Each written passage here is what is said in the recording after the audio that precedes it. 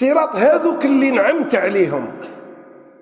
اهدينا يا ربي، اهديني الصراط المستقيم. صراط هذوك الناس اللي نعمت عليهم بالهداية والتوفيق.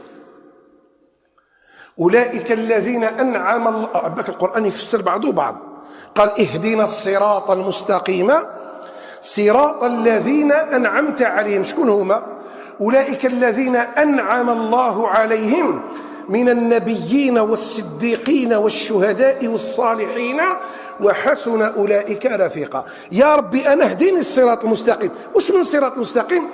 صراط النبيين والصديقين والشهداء والصالحين. هذا هو الصراط، هذا هو الصراط اللي راك تدعي فيه ربي. وتم راك تقول له ما تهديني الصراط المغضوب عليهم ولا الضالين. والمغضوب عليهم والضالين هم اليهود والنصارى.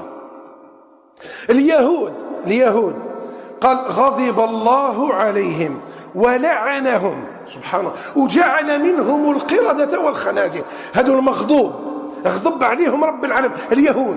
والضالين الذين ضلوا عن الحق، عرفوه ثم ضلوا عن الحق. سبحان الله. كيفاش واحد يقول بلسانه ويدعي بدعائه وبعدين يخالف بأفعاله. فهو يدعو ربه في صلاته اهدنا الصراط المستقيم صراط الذين أنعمت عليهم. يا ربي لا تهدني صراط المغضوب عليهم ولا الضالين. هو يقول هذا بلسانه، وبعدين لما تجي أعياد الكفار وأعياد المشركين وأعياد النصارى وأعياد اليهود يظهر الفرحة والبهجة والسرور، ويأتي بأمور يعلن من خلالها أنه يحتفل مع القوم.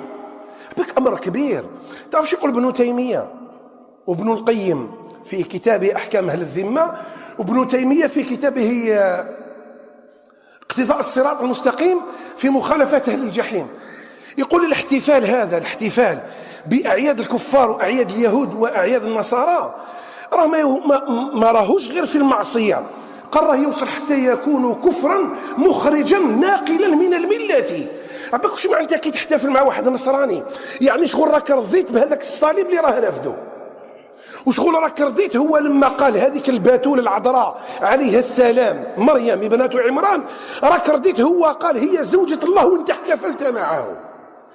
وراك رضيت باللي قالوا عيسى هو ابن الله، وراك رضيت باللي قالوا هو ثالث ثلاثة.